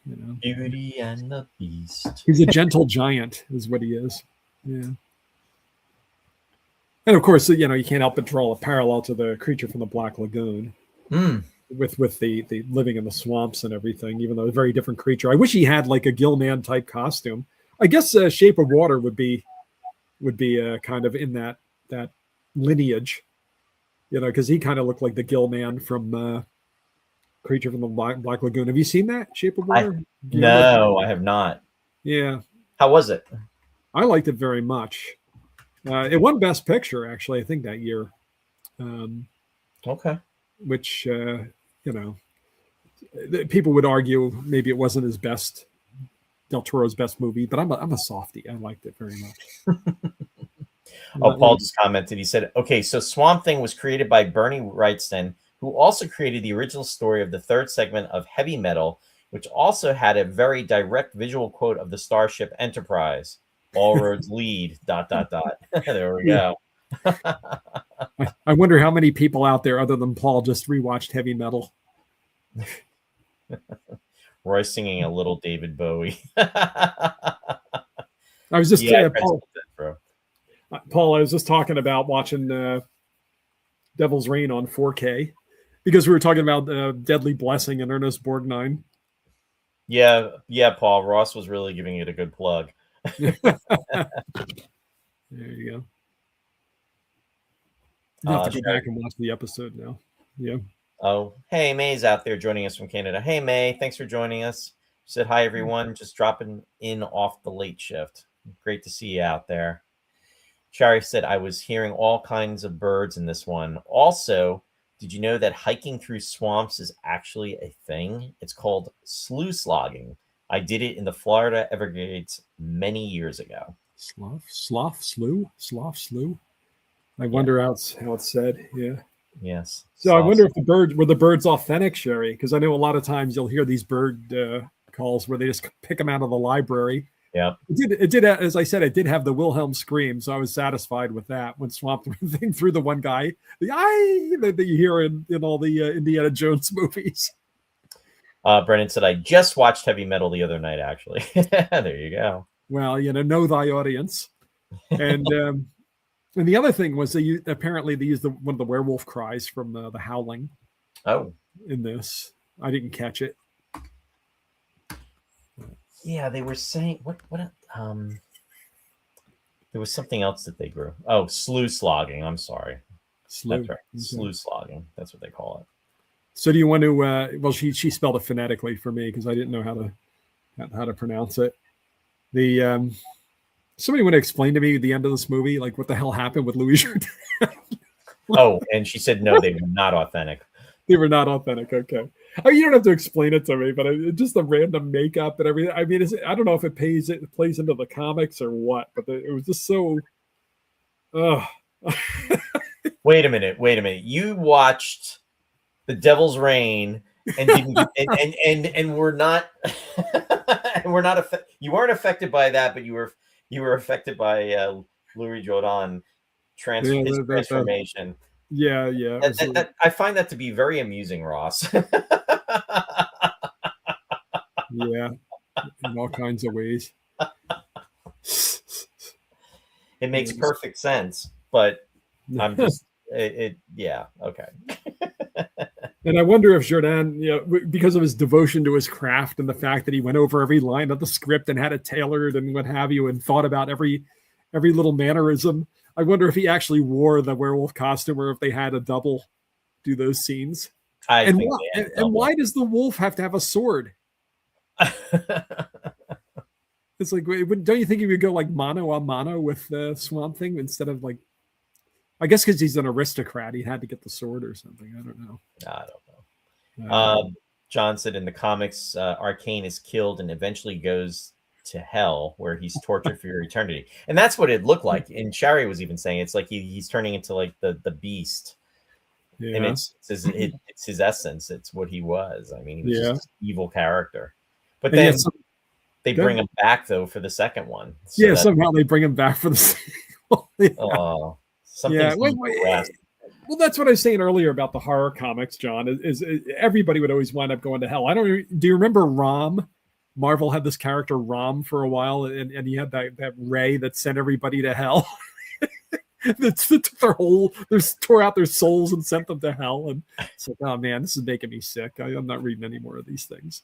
Ross is like, I'm out of here. It's like sitting in the chair waiting to get my hair cut at Leo's. Yeah. No more horror comics, please. That's it. I'm done. Yeah. But Paul's just tuning in. We're going to do Creepshow next week. Yeah. So mark your calendar, Paul. March 5th. Are you putting together a slide now, Roy? Yeah, I'm thinking about it. The Hague said Rams. The Wraiths. That's right. Rom Space Knight. The Wraiths or the Rats? Wraiths. Yeah, now I got to run into the other room and grab my Rom comics. There you go. I could too. I'm sure you could. Oh, by the way, it's for Adrienne Barbeau. This was the second film in which she appears in a swamp with a helicopter. She was in the movie Crash, which was also AKA Flight of 401, in which she played a surviving flight attendant. And I believe, Paul Rhodes, William Shatner was in that movie. So there you go. Wait, what was it called? It was called The Crash of Flight 401. So William Shatner was in more than one, nightmare airplane. Yeah. He was in The Twilight Zone. He was in one where he plays the alcoholic priest. Yep. Where he's on the plane. Yep. And he was in the plane where he crashes with Adrienne Barbeau in a swamp. Yeah. There you go. Life is good, Ross. I was the biggest Rom fan. And Brendan said, if you thought the acting was bad in Swamp Thing, wait until you see Stephen King in Creepshow. Oh, yeah, I'm sure. So yeah. Now, again, I haven't seen Creepshow in probably about 40 years. So that'll be interesting to go back. I only saw it a couple times after seeing it originally, but it's been quite a while since I've seen it. We grew up in good times. We lived through good times at the movies. There was, even if the movies would stink, you'd come back and, it was enjoyable for the evening. But I mean, every once in a while you get an above average one. And just Creepshow was pretty good from what I remember. I think so. Yeah, better than Swamp Thing. I think I enjoyed different. Well, some of it different. I'll have to go back and see. I don't know. Watch if Creepshow's bad, I'll be disappointed. I mean, it's supposed to be. It's tongue in cheek. I mean, it's deliberately campy, but yeah, in a dark kind of way. I think you'll like it. Yeah, it was Romero that directed that one, right? Because it just seemed yes, it was. It seemed more on point than Swamp Thing. It was more incisive, and they're more indelible images I remember from that movie. I mean, I remember the E.G. Marshall segment, and I remember the crate, and I remember the Jordy Verrill with the Stephen King segment. And Brennan said Creepshow was a blast in his honest opinion, and Paul said, "I do have it on 4K. Party!" Now I got to go up to Paul's house again. Party at Paul's. William said, "Looked it up. 1969. Fear No Evil failed pilot with Louis Jordan." Oh, wait a minute. Which? Oh, wait a minute. In relation to what? Is this one of the Jordan things? Yeah. Yeah, because I was saying earlier. I don't know if I guess you were probably out there for that. There were so many projects that he was involved with that either got cast with somebody else or got canceled. One after another. That's got to be really frustrating. I mean, that's frustrating. Well, look what happened with I don't know if it was DC or Marvel. There was one of the comic book heroes that they were doing, and they just scrapped the movie. I mean, it was like halfway done or 3/4 the way done. I don't know. Was it? Well, you did it recently with the Catwoman movie. Is that what it was? Ago. I was going to say, was it Batgirl or Was it Batgirl or Catwoman? Maybe it was Catwoman. I'm not sure. One of those. And then there was something else even more recent. There was another one where they did that, where they just kind of wrote it off. Yeah. That's got to be so frustrating. Tax write-off. I'll tell you. I spent $600 million on this movie, and it's not going to get released. Yeah, it was the Batgirl movie. Yeah. Batgirl. Okay. I thought so. It was. Hey, they're doing. I mean, Supergirl made it, so why not Batgirl? Yeah, right. It was a few years ago too. What about music, Ross? What about it? All right, I confess, I knew who this guy was, but I confess I didn't really know his music, Harry Manfredini, because he mainly does the horror movies. He's best known for the Friday the 13th series of films. And if you look at his filmography, you'll see he does a lot of horror and a lot of exploitation. He is classically trained. He was born into an Italian-American family, as you would guess from the name, in Chicago. And he was also a jazz musician. It's almost tempting to say he's a poor man's John Williams. That would be unkind to say, because John Williams had the classical and the jazz training, is why I say that. But he got better quality films to score. That wasn't that Henry Mancini that did Pink Panther? Mancini, yeah, Henry Mancini. Or is he making a joke?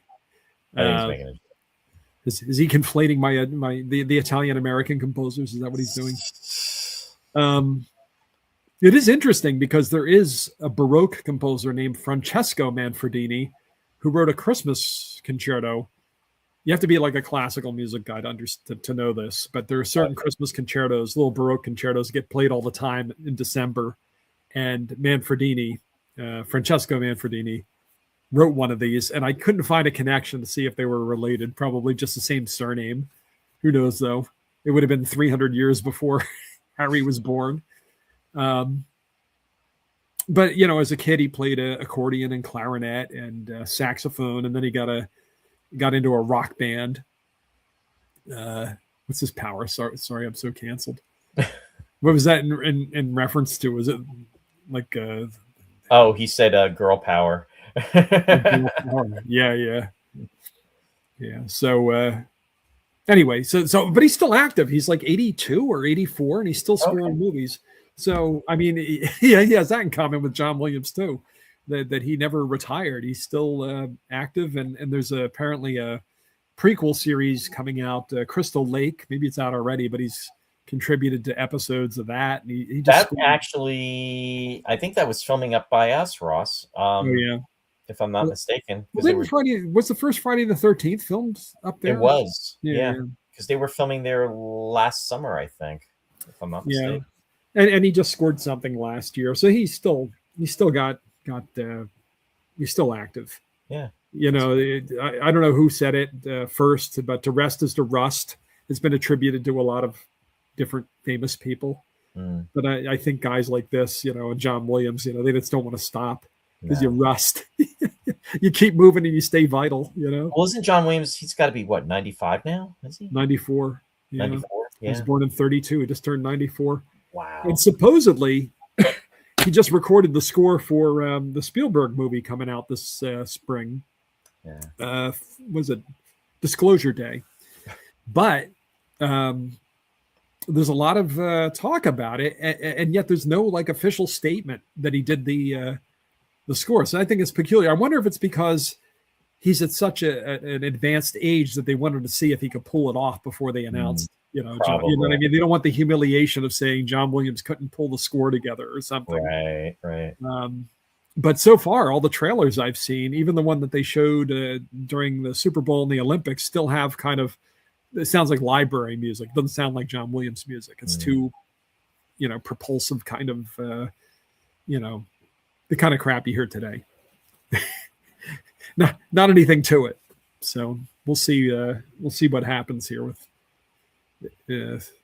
But I mean, how much longer can he go at 94? But what? That's honestly though, talk about him a little later, or shortly, I should say, not later. But William Shatner, he's going to be 95 on the 22nd of March. I mean, but Shatner's a breed unto himself. He is, but he's different.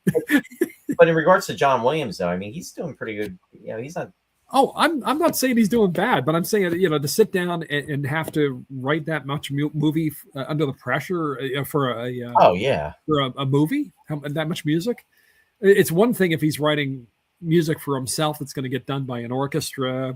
I mean, a lot of times they have deadlines for that too. But if he writes something for an artist and they're going to play it at some point, I think that would be a lot less pressure for him.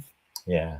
Oh, I'm going to go see his piano concerto next week in New York. Nice. With Emmanuel Axe. Apparently, not apparently. I saw that they announced the Philadelphia orchestra season for next season, and they're going to bring it to Philly next season. Very cool. So I wouldn't even have had to go to New York. I could have just wow.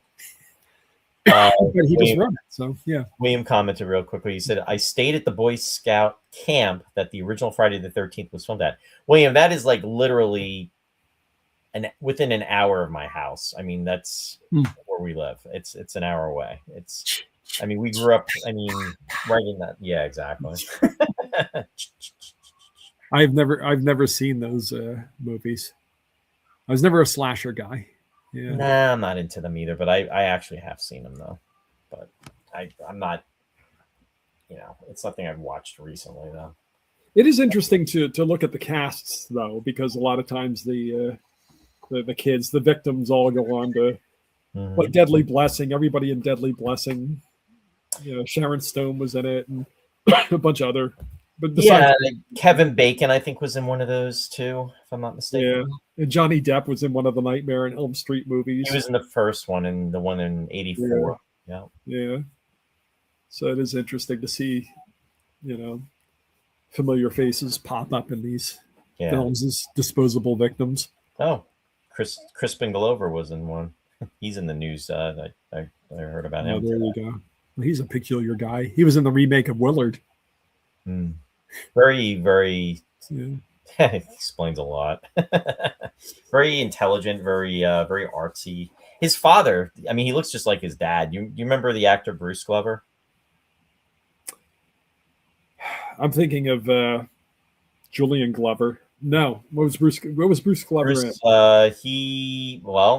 Ironically enough, he did a Battlestar Galactica episode. It was the one with Starbuck when he crashes on the planet and then gets turned over to the Cylons, and it's the one with Julie. What is it? Judy Anders, or not Judy Anders? It's the other girl.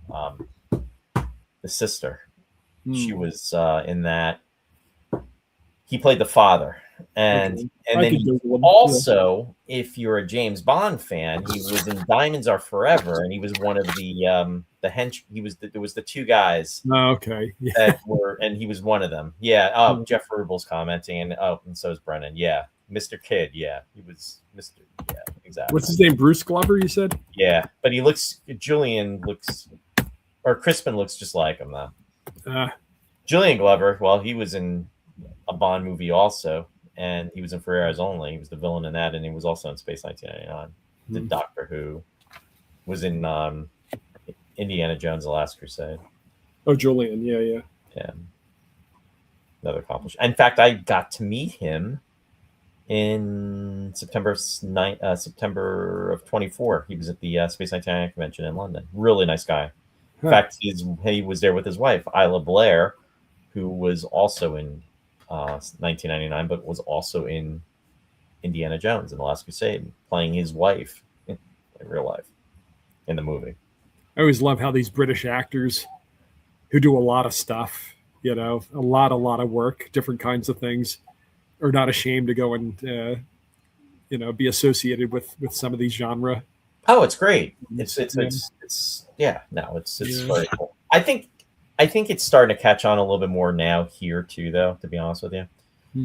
Brennan said Julian was in an episode of The Avengers. Yep. And he said he watched it the other night. He was also in Game of Thrones. Yeah, he is. I mean, he's done a boatload of stuff.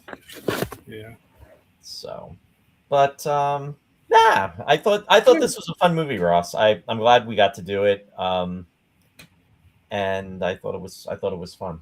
I mean, like Sherry, I did laugh when the fan boats exploded. It was so gratuitous. Oh, but by and large, I thought it was a miss for me. This movie. Yeah, it is what it is, but it for me, it brings back memories of watching it when we were young. Yeah. So it was more than nostalgia, and the other piece of it is seeing a lot of these actors, that we remember. William, thanks for joining us. I know you had a busy week. I'm glad you had fun on the Star Trek cruise. I can't wait to talk to you and hear about it. It'll be great to see you up in Ticonderoga soon. And there's so much cool stuff going on. And say hi to Mary. And thanks for being on here tonight. And safe travels coming back up towards the north. So have a good night. May the force be with you. And LLAP. Jeff said Julian and Isla are so cool. We saw them 5 years ago when the new Moonbase Alpha Tech Manual came out. Very fun. Yeah, no, they're really cool. Yeah. So anyway, any last minute comments, folks? Please post them in, and I'm going to do the shout outs. I'm going to go relatively quickly, and this is Ross's favorite part of the show. He just loves the shout outs. As we bring you creative awareness through our shout outs. Hi, Mary. Thanks, too. All righty. With that said, today, sadly, which is February 27th of 2026, Leonard Nimoy passed on this date 11 years ago. And he was 83 years old. So I just wanted to give a nod to Leonard Nimoy, remembering him. And he will always live long and prosper, especially for the Star Trek fans. And with that said, I want to give a shout out to Bonnie Moss. I had Bonnie on the show. This was actually back in 2023, which is almost in literally a year, 3 years. It was close to 3 years ago on the 24th. And she is she's a close friend. She became very, she got to know Leonard Nimoy very well throughout the years. She is a huge fan of Leonard Nimoy, and the memorabilia and information that she has, I mean, in regards to photos and just a lot of information, she's a wealth of knowledge. And I had her on the show, and I actually got to meet Bonnie. She was up in Ticonderoga. I didn't meet her there, but we met at another Star Trek convention. And in fact, I got to meet her through my friend Edwin, who's also a friend of the show, Edwin Thrower. I don't think Edwin's out there tonight, but hi, Edwin. And anyway, so if you want to go back through the archives, Bonnie was on episode 183, and she was sharing a lot of photos and info about Leonard, and we just got to talk about Leonard Nimoy.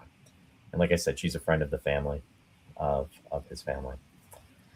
So there's the shout out for that. And then also want to just give a shout out to our friends at Sci-Fi Distilled, Mike and Mary Beth. They are on Wednesday nights. So I don't believe they know what they're doing yet. So just check them out on Facebook or YouTube, and you can find out what they've got going on. And also our friend Bill Scorado, Bill from Country Gate Theater. And Country Gate is going to be opening with their show, which is going to be premiering on April 18th and 19th, and the week of April 25th and 26th, The Miracle Worker. So mark your calendars if you are in the Belvedere, New Jersey area. You'll definitely want to see this. The website for Country Gate is www.countrygate.org. And also Bill has his own personal website, which is www.billscorado.com. And you can keep tabs on what's going on there. So definitely check that out. Also, I want to give a shout out to the Kickstarter that is going on. And this launched 15 days ago. I actually had Dave Harvey on. I wanted to have Brian on as well. And he was tied up. But this Kickstarter has actually exceeded the first point. It is in the stretch goals. And this is for Star Trek fans. If you remember the Galileo, it is the actual Galileo that was utilized in the show. And it is going to be at its home up in Ticonderoga, New York. And it will be a part of the tour. Now, what's happening is the goal is to create a reproduction for the hangar deck. So these stretch goals are really, really important. And Right now, it is at $185,747, and there are 469 backers. If you thought about considering donating, please do so. This is a great cause. The target amount for the last stretch goal for the is going to be 250,000. So it is 15 days in. It has been an amazing progress. Again, David and Brian have done an amazing job with this, and this is with the support of the fans as far as helping it to get the goal to be achieved. So definitely make sure to check that out, and you can go to the Facebook page, which is listed as Project Galileo, and I will also share the link in the chat also, so you can check out for the Kickstarter. And with that, I want to give a shout out to Star Trek: The Original Series Set Tour. 60th anniversary is coming out, and it is this year. William Shatner is going to be returning June 25th to June 28th. Those are the dates. So mark your calendar for that. There's going to be some other guests that are going to be up there as well. I'm very excited about this. I'll be volunteering up there. And the website is www.startrektour.com. And also in September, the weekend of September 19th, there will be a formal ceremony for the Galileo, and mark your calendars for that. There will be more information that will be coming up in regards to that as well. Also, want to give a shout out to our friend John Kenneth Muir. John's been on the show many a times, and in regards to that, just want to say episode 3 has just premiered. It was dropped on Wednesday, and it is Help Desk. And this is for abnormal fixation. Definitely check it out. It is a brilliant web series that John has done, and he's created and produced rights, and also the cast is amazing. And I'm going to be having John back on and towards the end of next month, and also with some cast members as well too. But if you haven't checked out Abnormal Fixation, please do so. I cannot say enough about this show, especially last year. I was going, when I was going through everything with the surgery, definitely helped keep me happy and the sense of smiling and just a smile on my face. It's really fun work, and it's good work. And John they've done an amazing job. So again, huge shout out to Abnormal Fixation. And did you see a story about the paranormal? What's that, Ross? Did you see that he's quoted on the Swamp Thing Wikipedia page? They reference him. I did see that. Yeah. Because he's written a blog for so many years. I used to read what he wrote about all of the vintage TV shows and the science fiction movies and things and the horror movies, well before he did this series. Yeah, and the interesting thing about too, and I'm going to give a shout out to John, his first book. Oops, as I knocked down eagles. Was this, and I actually had John sign this too. He actually, this was back in 1999. He's had 34 books released since then, which is pretty amazing. Yeah, he's always very perceptive, very thoughtful writer. I enjoyed the things that I've read by him. I don't have any of his books, but just things I happened across on the internet over the years. I wasn't even searching for him. I would be searching the movies, and he would always come up. It's like, oh, here's somebody else who knows about this obscure B movie. Yeah. No, he's a great guy. Very talented. So yeah, definitely check that out. I want to give a shout out to our friend Captain Phil for Captain Phil's Planet, WUSB 90.1 FM, Stony Brook, New York. The captain's schedule is on Thursdays from 4 to 5 p.m. Eastern Standard Time, and he's also on Friday nights from 10 to 11:30 p.m. Eastern Standard Time, except for the fourth Friday of each month, which would be tonight. So the captain is not on tonight. So, but anyway, check Captain Phil out. And then also I want to give a shout out to, I've been doing this series with my friend Warren Friedrich, and we have been doing Space 1999, This episode, and we did the first season of Space 1999, and we are doing the second season. In fact, we just completed the 6th episode, which is the Tabor, and that should be dropping tomorrow. In fact, I think Warren is out there right now. I just see him. Speaking of which, good timing. He's saying, "Hey, tuning in late. Nice to see everyone. Wait, there's Ray Weiss from Twin Peaks. Was in Swamp Thing. The more you know." Yeah, we were talking about that earlier with Warren. So yeah. Yeah, so definitely check it out. The last episode I think that we did was Journey to Where, which was live last Sunday. And the Tabor, I believe Warren will be dropping this Sunday on YouTube, and it'll be on YouTube and Facebook. Not one of my favorite Space 1999 episodes, but that's a discussion for watching Space 1999 this episode. And speaking of which, Manchester 1999 is coming up. It is September 11th, 12th, and 13th of this year, which is only about 6 months away. And the website information for that is www.space199950years.com. Right now, scheduled guests are Nick Tate, Anton Phillips, Susan Heimer Peterson, and then also Carolyn Seymour. Also, there will be other guests too that will be joining. So you definitely want to check that out. I don't have a slide for it, but Warren also just released Return to Moonbase Alpha, and it's getting a lot of viewership.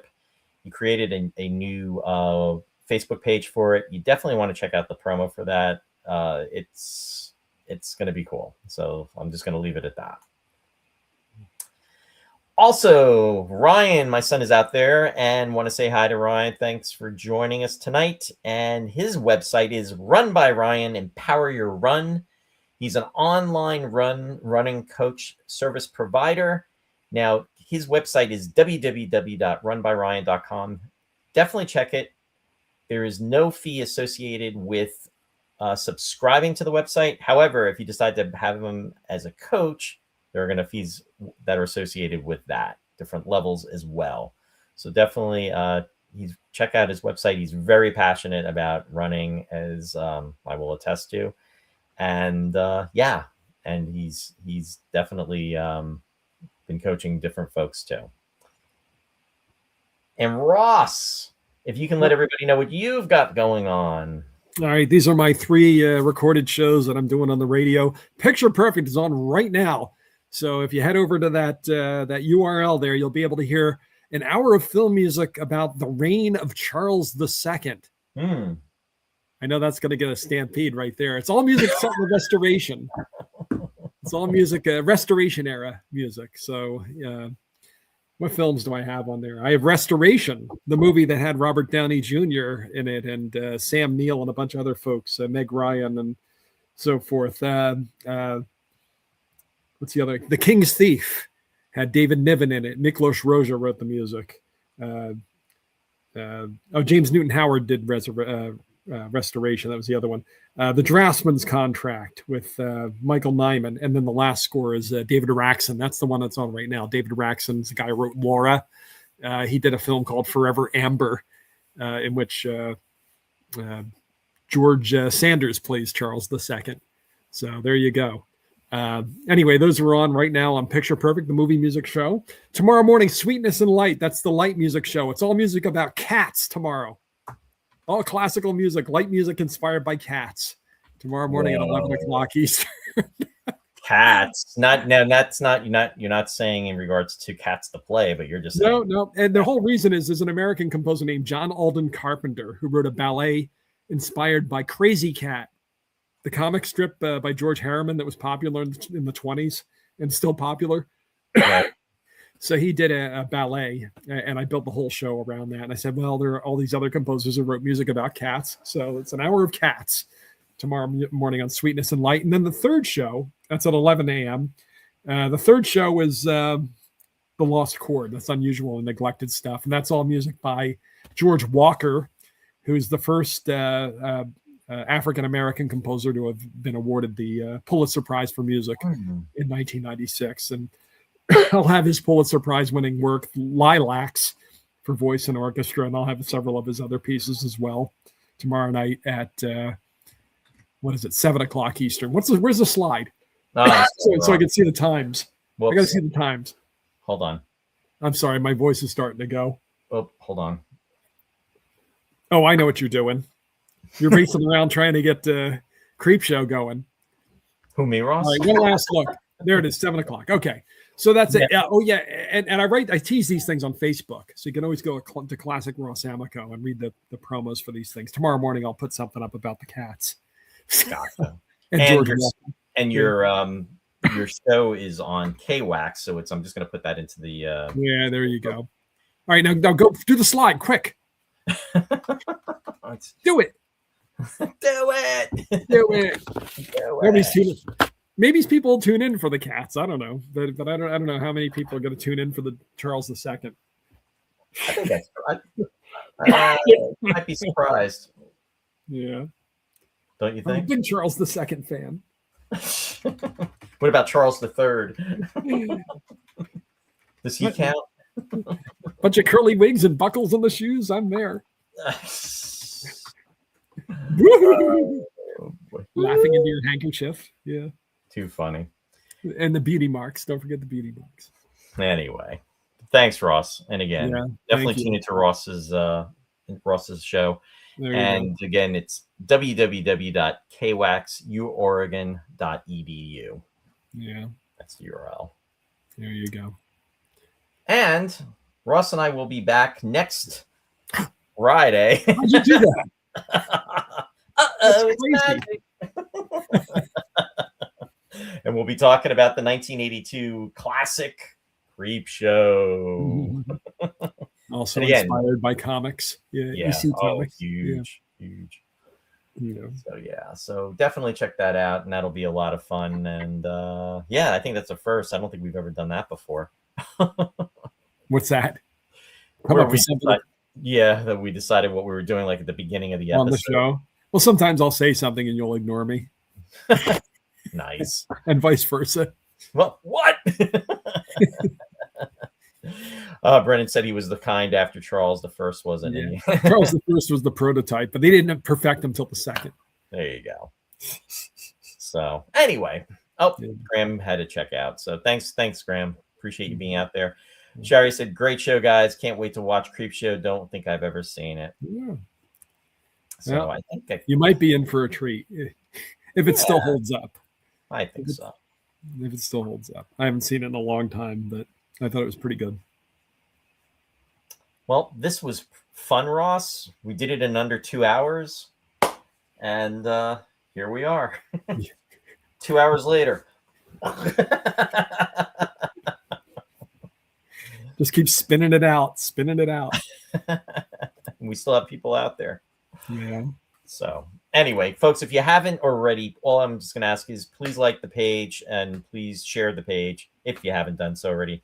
Please do that for Facebook as well as YouTube. I definitely want to try to get more awareness out there, and I know I need to do more posts, so that's on me. But I'm just trying to get more info out there for the show.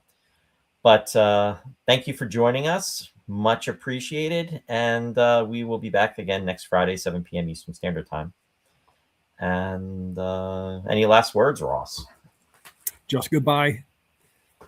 Okay. And that's said. Just good night. Good night. Forever night. We should do that show, Ross. I used to love that. And that's about vampires. Yeah. It's been a while since I've even thought about that. That was a good show. It was a 90s show. Have a good weekend. Yeah. Oh, and one other thing, too. Just one more thing. They're gone, Roy. You missed it. They're gone. They're gone. They're still out there, Ross. Nice try. The show's 300th episode is coming up. It's going to be coming up literally a month from next week. So 5 weeks from now, it'll be around the 300th episode. So just mark your calendars. Is that the episode where we make everybody go back and watch the previous 299? Yeah, that's the episodes. So you understand what we're talking about. Yeah. And and another thing too I wanted to bring up, which I forgot, and then we'll cash out. Ross is like, oh my god. It's not 9 o'clock yet, so we're good. We're under 2 hours. just want to give a shout out to Dale Morton. So I'm going to be actually having him on the show to talk about his book in the near future. You're covering his name. And I covered his name. Sorry, Dale. The Return of the Flying Boat. So just just be aware. I'm going to be having him on to discuss this. And he was kind enough to send a copy of the book. And that will be coming down the pike in the near future. So just wanted to put that out there, folks, too. And I think now I've caught up with everything. Live long and prosper. May the force be with you. Actually, I'd rather say live long and prosper. I know. Have a good night. Good night, everyone.